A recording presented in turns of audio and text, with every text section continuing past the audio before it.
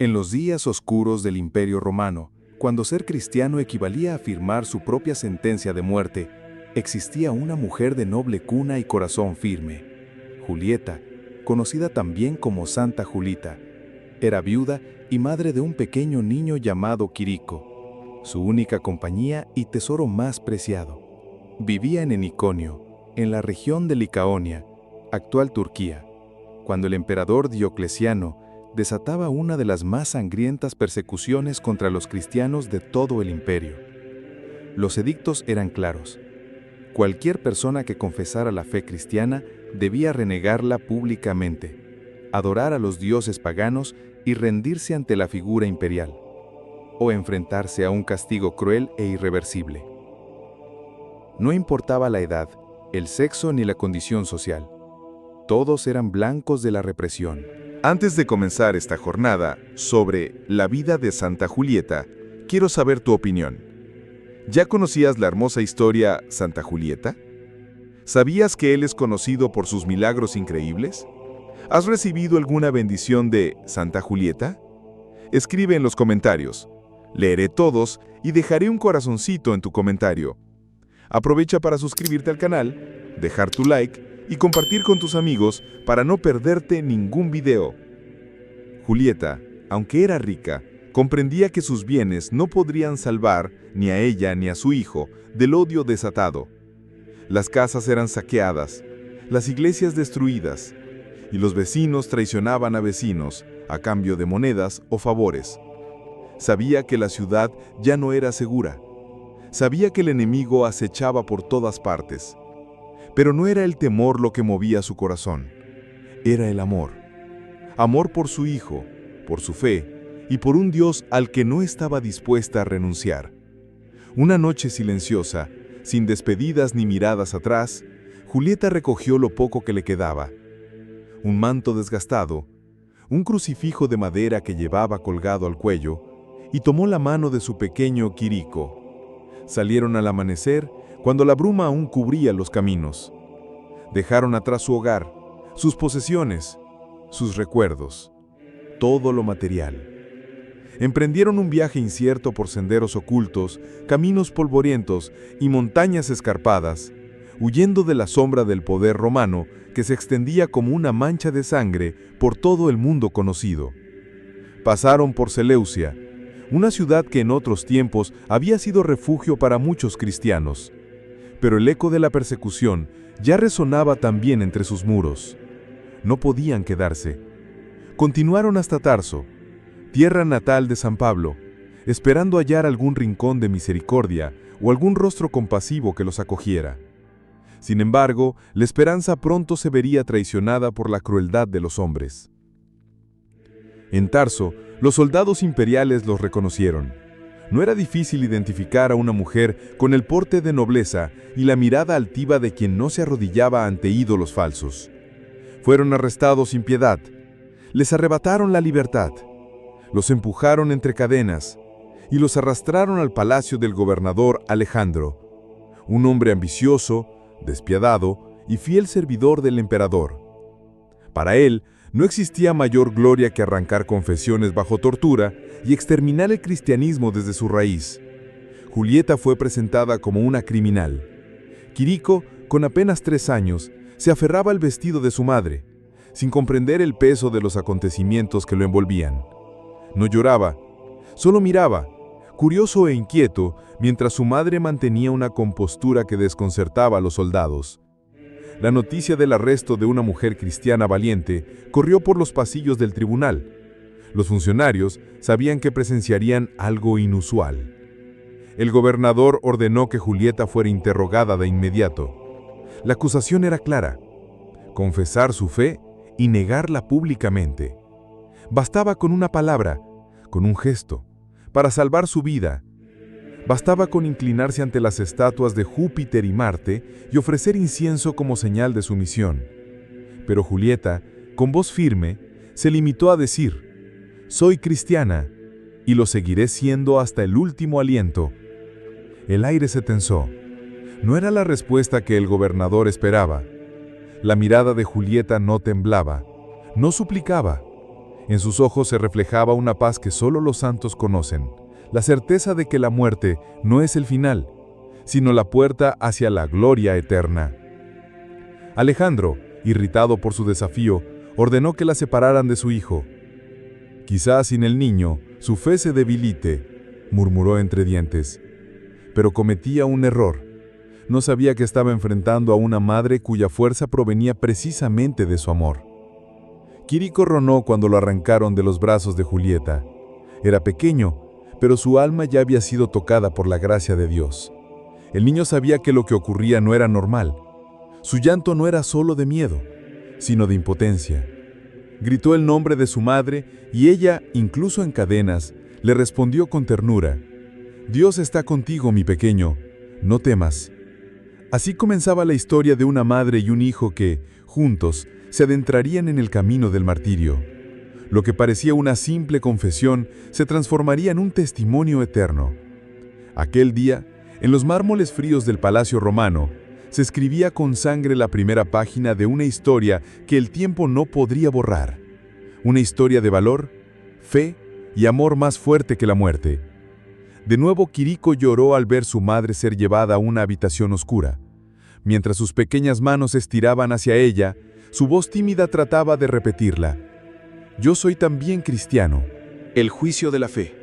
Una madre frente al imperio. El sonido metálico de los grilletes rompía el silencio del tribunal. Cada paso de Julieta sobre el mármol frío resonaba como un eco de desafío en los pasillos del poder pagano. Su vestido, desgastado por el viaje y por las manos violentas de los soldados, apenas cubría su cuerpo agotado. Pero su rostro no mostraba miedo, mostraba fe, mostraba dignidad. Frente a ella, sobre una talima adornada con símbolos imperiales, el gobernador Alejandro observaba con una mezcla de curiosidad y desprecio. Estaba acostumbrado a ver hombres fuertes temblar, mujeres rogar, incluso sacerdotes negar su fe. Pero esa madre cristiana de mirada serena y firme, lo desconcertaba. «Nombre», exigió uno de los oficiales. «Julieta, viuda, cristiana». La respuesta fue tan clara como desafiante. En la sala, algunos susurros corrieron entre los presentes. El gobernador se acomodó en su asiento, frunciendo el ceño. Estaba dispuesto a quebrarla, no tanto por odio, sino por orgullo. Para él, cada cristiano que se arrodillaba era una medalla en su pecho. Pero Julieta era distinta, y lo sabía. «¿Dónde están tus dioses?», preguntó el gobernador señalando los altares de Júpiter y Apolo decorados con flores y velas. «Mi Dios no habita en estatuas, vive en el corazón de los que lo aman y obedecen. Vive en los cielos y su luz no necesita oro ni incienso». El tono de Julieta no era agresivo, pero tampoco sumiso. Hablaba como quien conoce la verdad, y eso molestaba. El gobernador la interrumpió con un gesto de la mano. «¿Sabes por qué estás aquí? Solo necesitas ofrecer una pizca de incienso y todo esto terminará. Podrás volver a tu casa, criar a tu hijo en paz, vivir con dignidad. ¿Por qué elegir el dolor cuando puedes vivir?». Julieta bajó la mirada, por un instante. No por vergüenza, sino porque una lágrima había brotado sin permiso. No por ella, sino por su hijo, por su pequeño Quirico, que en ese momento se encontraba en otra sala del palacio, separado, confundido, sin entender por qué ya no estaba entre los brazos cálidos de su madre. Levantó los ojos nuevamente y habló con voz firme. «La verdadera paz no se compra con incienso, ni la dignidad con renuncias. Mi vida no me pertenece, pertenece a Cristo, y no temeré lo que el hombre pueda hacerme, porque ya he entregado mi alma a Dios». El gobernador Alejandro se levantó. Caminó lentamente hacia Julieta, deteniéndose a escasos pasos.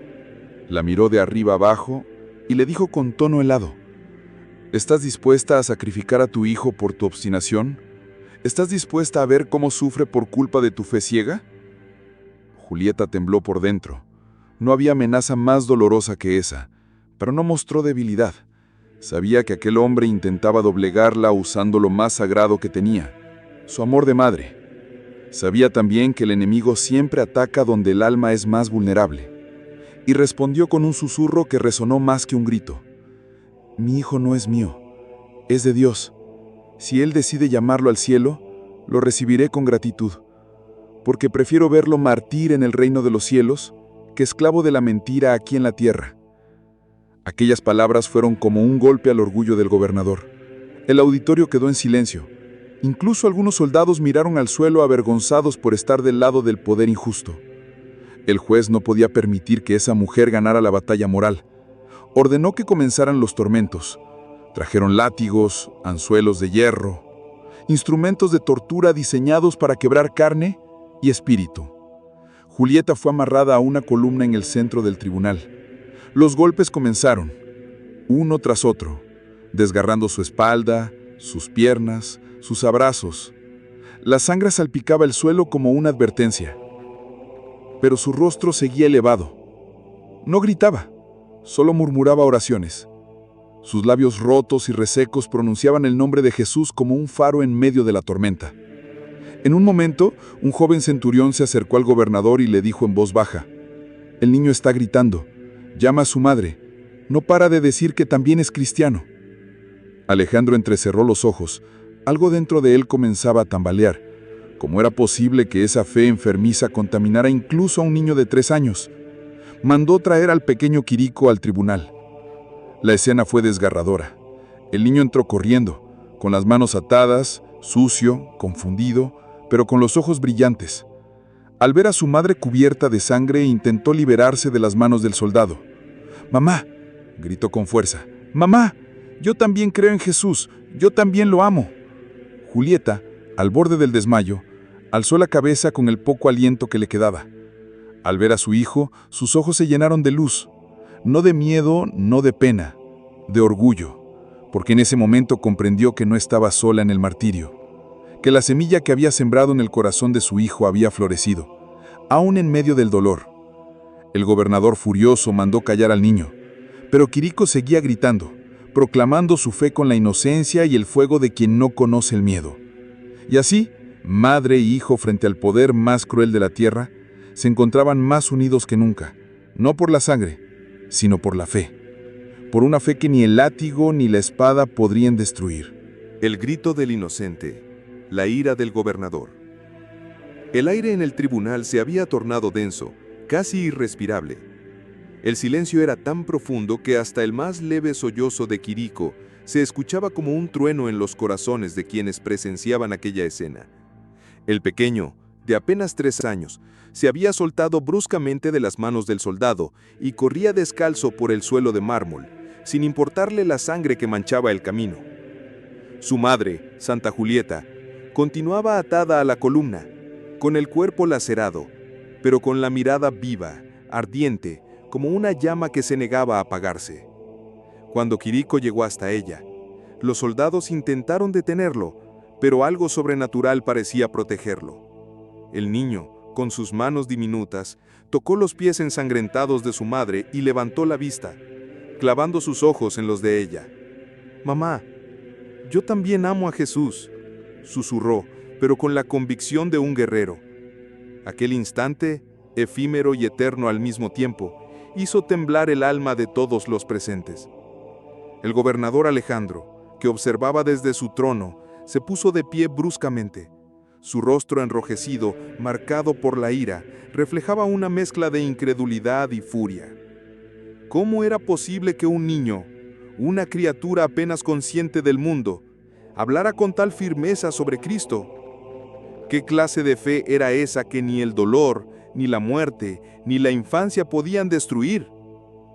«¡Silencio!», gritó, golpeando el brazo de su silla con la mano abierta. «Este niño ha sido corrompido. Ha sido envenenado por la fe maldita de su madre». Julieta, aún atada, alzó la voz. «No es veneno, es luz. Él ha elegido a Cristo no por mis palabras, sino porque su alma ha sido tocada por el amor verdadero. Nada puedes contra eso, gobernador». Alejandro caminó hacia el niño con pasos lentos, tensos, como un animal al acecho. El niño, con sus manos diminutas, tocó los pies ensangrantados de su madre y levantó la vista, clavando sus ojos en los de ella. «Mamá, yo también amo a Jesús», susurró, pero con la convicción de un guerrero.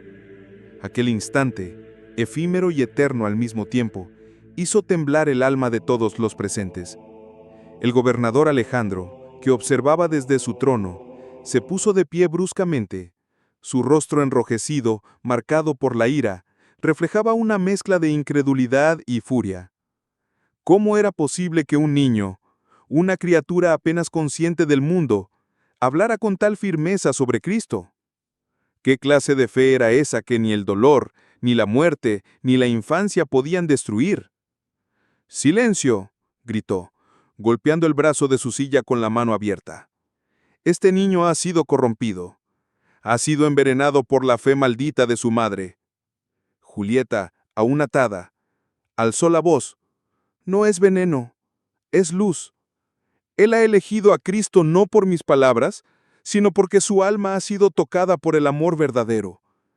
Nada puedes contra eso, gobernador. Alejandro caminó hacia el niño, con pasos lentos, tensos, como un animal al acecho. El niño, con sus manos diminutas, tocó los pies ensangrentados de su madre y levantó la vista, clavando sus ojos en los de ella.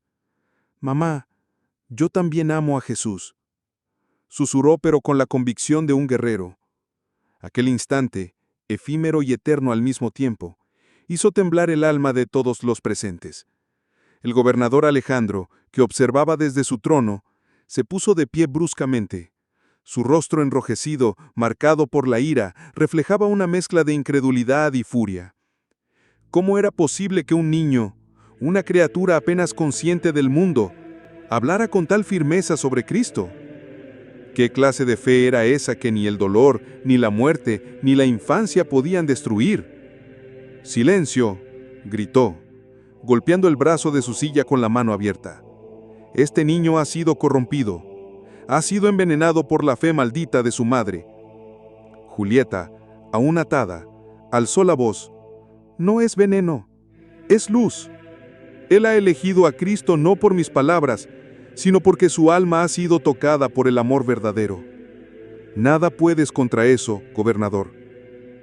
Alejandro caminó hacia el niño con pasos lentos, tensos, como un animal al acecho.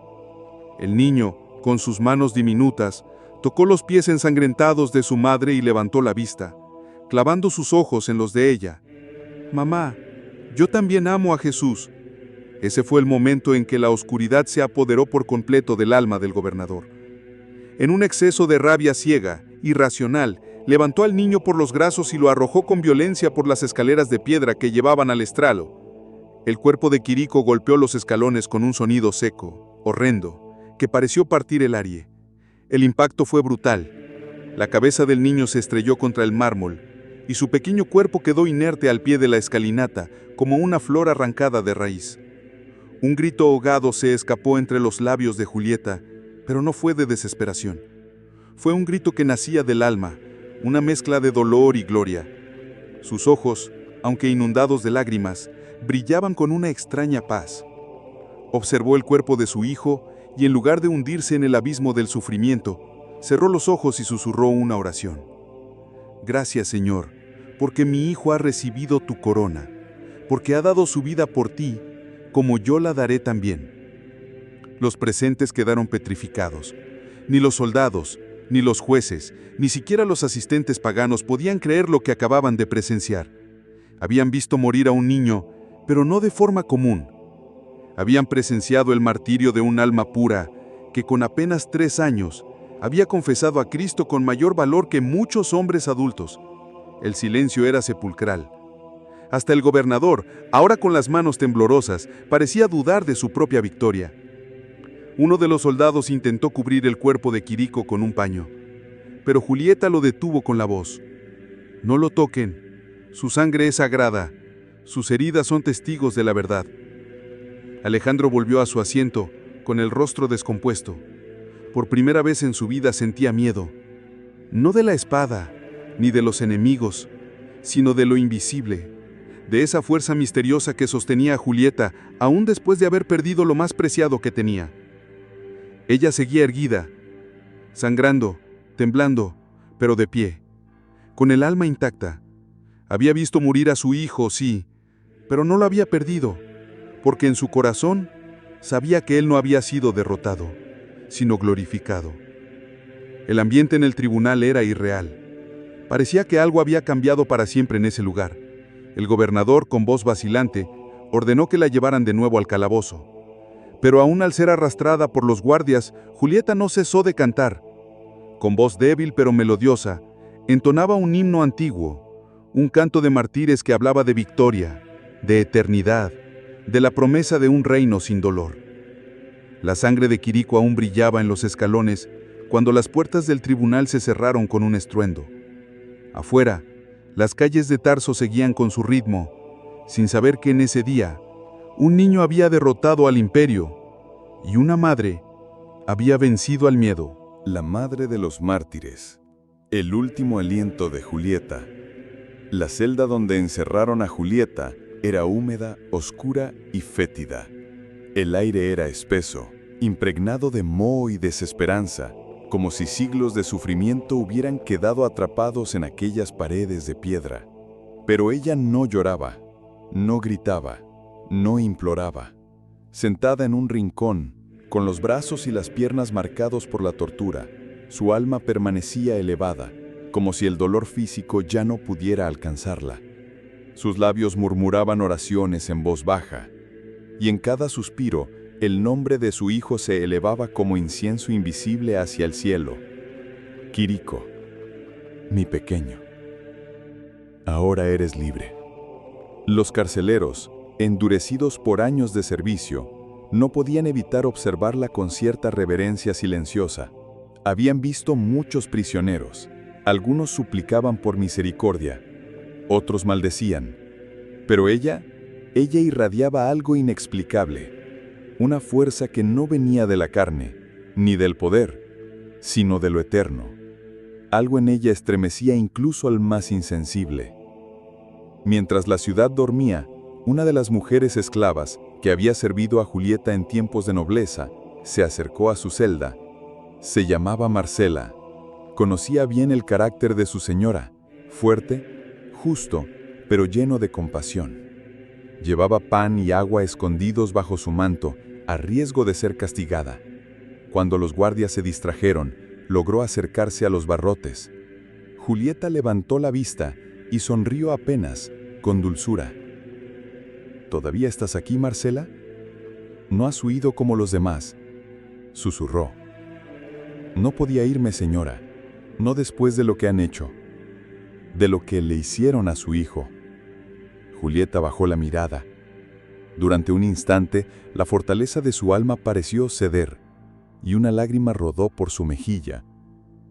No era una lágrima de desesperanza, sino de amor profundo, de una madre que sentía el dolor físico de una herida en el alma, pero que aceptaba con humildad el misterio del sacrificio.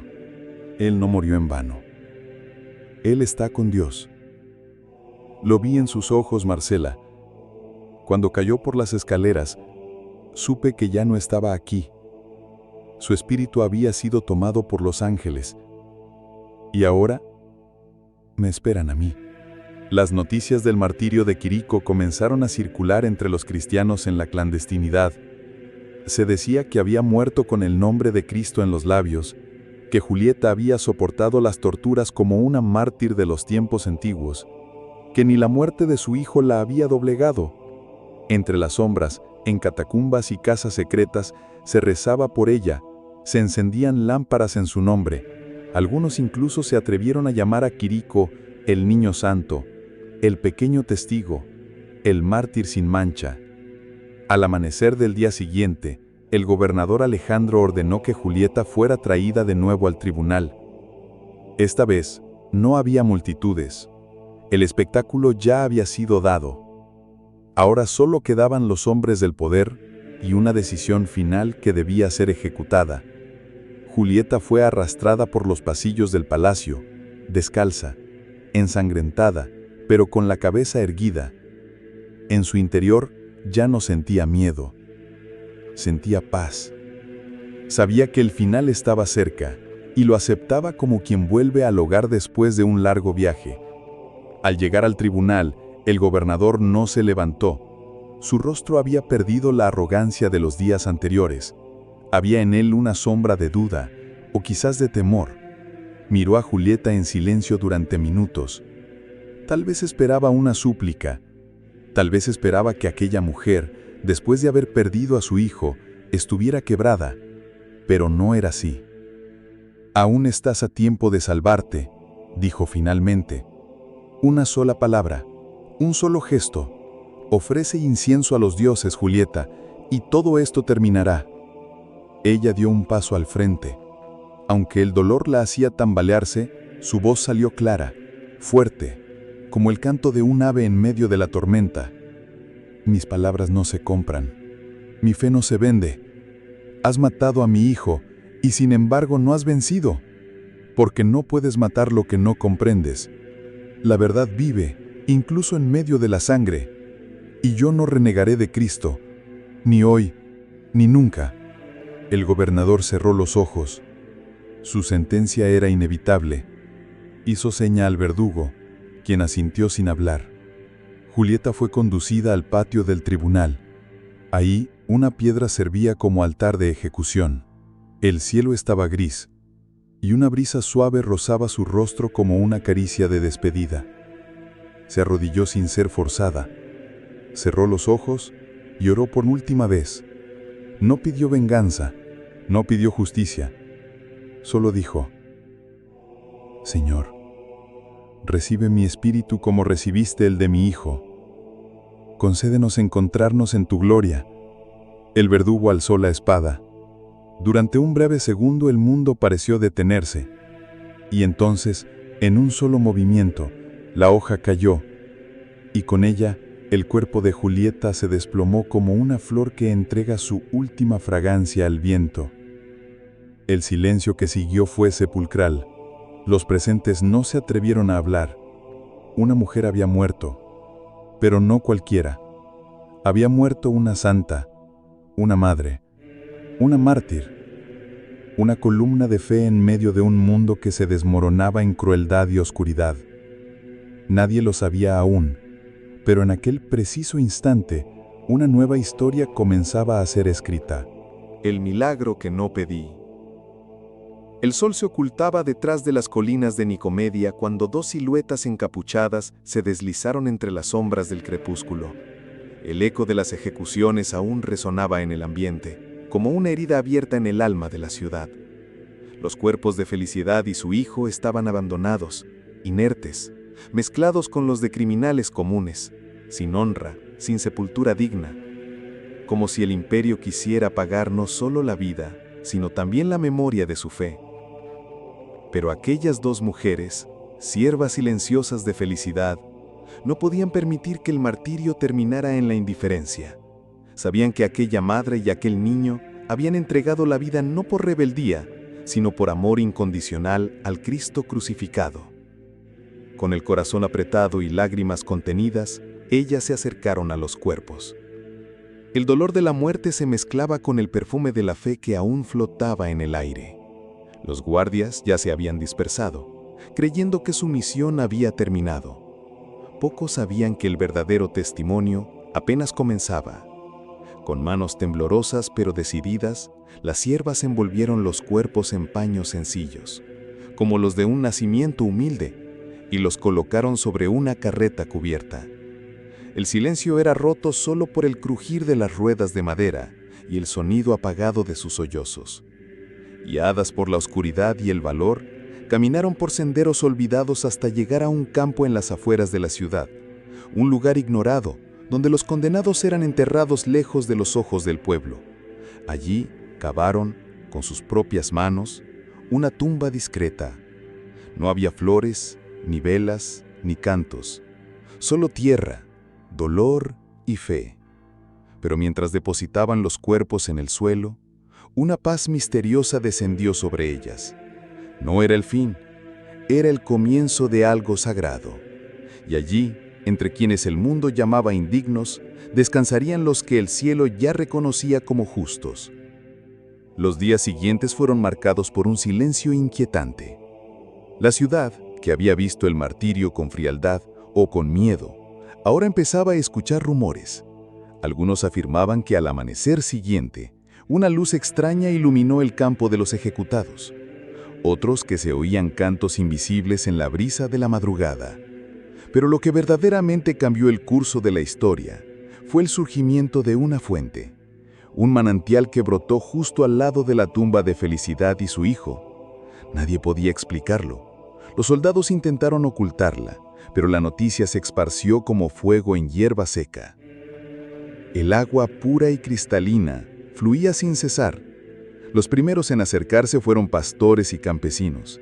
Algunos lavaron su rostro por curiosidad, otros bebieron. Pero pronto comenzaron los milagros. Un hombre ciego desde nacimiento recuperó la vista al lavar sus ojos con aquella agua. Un niño febril y al borde de la muerte fue bañado ahí por su madre y se levantó riendo, como si nunca hubiese enfermado.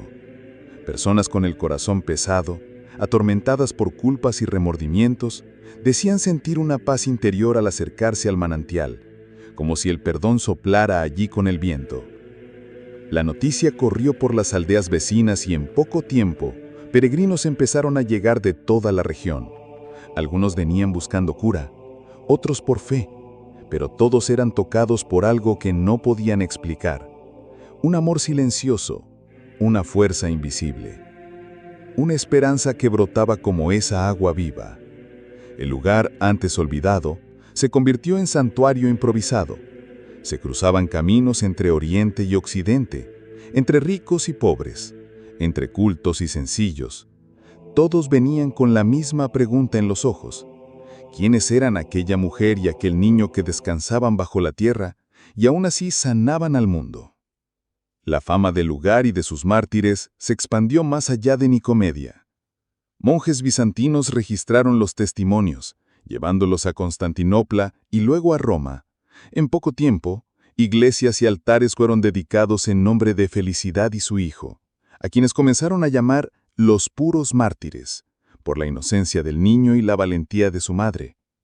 En Oriente, cristiano, su historia fue acogida con fervor. Se hablaba de la dulzura de una madre que no pidió clemencia, sino que abrazó la cruz con serenidad. En Occidente, su ejemplo fue faro para madres perseguidas y para niños que sufrían en las sombras de los imperios. La Iglesia reconoció la santidad de aquel gesto silencioso. En la tradición occidental, el día 16 de junio pasó a ser dedicado a la memoria de estos mártires de pureza. En la Iglesia ortodoxa, el 15 de julio fue reservado para su veneración. Pero no eran solo fechas en el calendario. Eran días de lágrimas, de velas encendidas, de oraciones susurradas por madres que encontraban en Felicidad una hermana de dolor y fe. Iglesias fueron levantadas, reliquias buscadas y manuscritos escritos con cuidado, relatando no solo los milagros, sino la dulzura de la entrega, el silencio que sana, la fe que permanece incluso cuando todo alrededor grita lo contrario. Y sin embargo, más allá de todo reconocimiento institucional, la verdadera fuerza de esta historia no estaba en su canonización, sino en lo que despertaba en los corazones. La historia de Felicidad y su hijo no era un relato antiguo para los fieles, era una herida compartida, una oración encarnada. Aquella fuente, que aún brotaba sin cesar, se convirtió en símbolo del alma que no muere, del amor que no se rinde, de la fe que no retrocede ante la espada. Muchos decían que al beber de esa agua se sentía una ternura inexplicable, como el abrazo de una madre desde el más allá. Otros, al mirar al cielo en ese campo sagrado, afirmaban ver dos luces que danzaban suavemente sobre el manantial, una grande, cálida y firme, y otra pequeña, serena e inocente. El legado vivo de Santa Julieta y San Quirico. El eco del sacrificio de Santa Julieta y su pequeño hijo Quirico no se apagó con su muerte. Al contrario, su historia se extendió como un fuego sagrado que arde en los corazones de quienes buscan fortaleza en medio de la adversidad. En un mundo donde el miedo a menudo paraliza, ellos caminaron con pasos decididos hacia su destino, no como víctimas resignadas, sino como almas que sabían que la eternidad aguardaba más allá del tormento. Su martirio fue más que una tragedia, fue una proclamación de fe tan profunda que desarmó incluso a los verdugos más crueles. Aquel instante en el que el niño gritó el nombre de Cristo frente al tribunal selló un legado que trascendería siglos, culturas y continentes. No se trataba simplemente de madre e hijo, eran dos faros luminosos en medio de las sombras de la persecución. Desde los primeros siglos del cristianismo, viudas solitarias, madres que perdieron a sus hijos y creyentes marginados encontraron en Julieta y Quirico una inspiración profunda.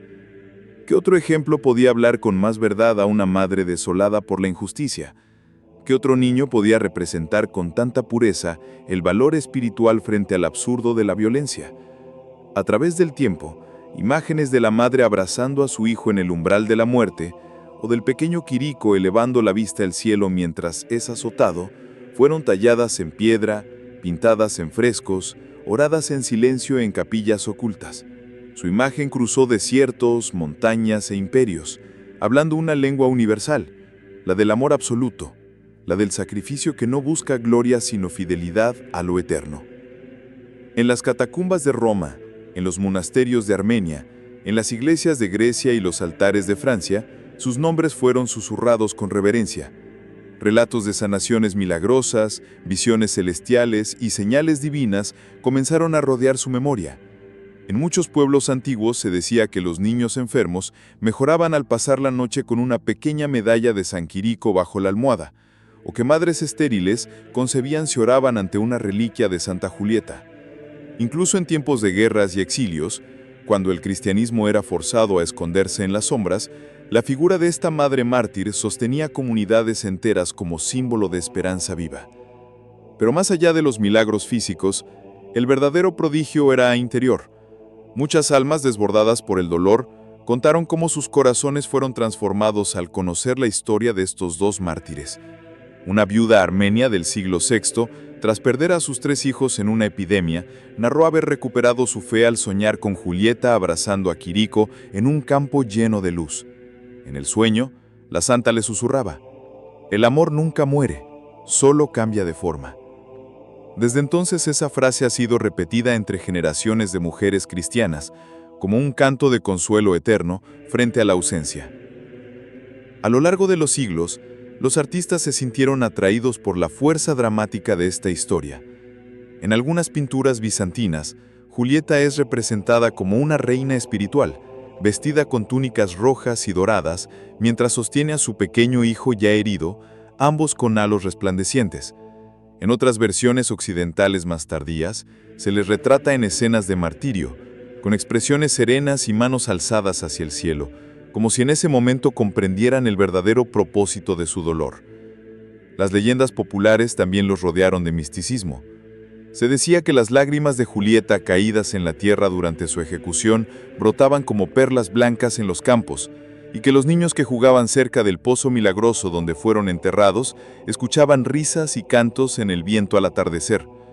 No se trataba de una veneración vacía, ni de un culto basado en el temor, sino de una devoción construida en la identificación humana más profunda. Porque ¿qué madre no temería perder a su hijo? ¿Qué creyente no ha dudado frente al dolor?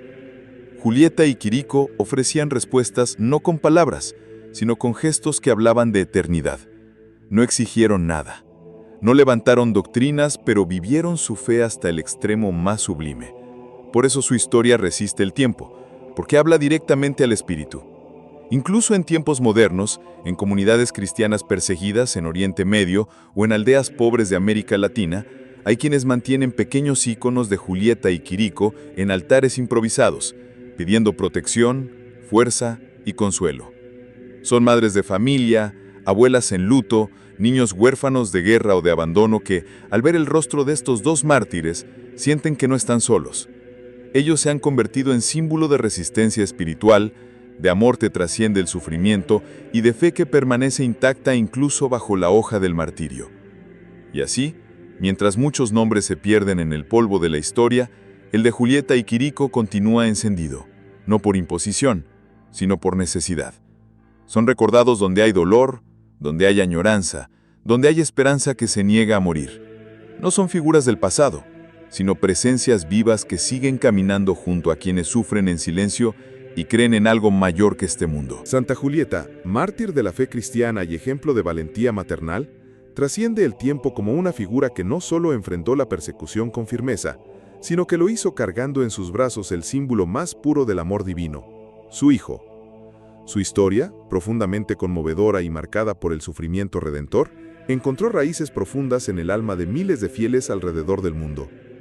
Aunque su culto sea especialmente fuerte en la región de Capadocia, donde vivió y fue martirizada, es también en Siria, Grecia, Italia y partes de España, donde el nombre de Santa Julieta resuena en oraciones silenciosas de madres desesperadas, viudas que buscan consuelo y cristianos perseguidos que se inspiran en su entrega absoluta.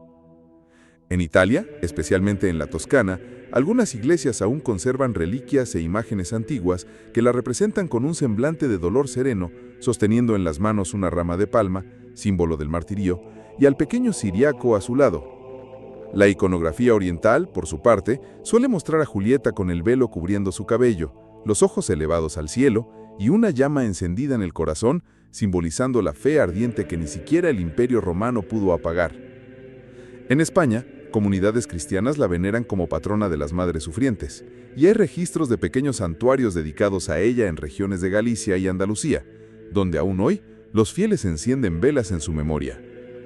Pero son los milagros menos conocidos que rodean a Santa Julieta los que más sorprenden.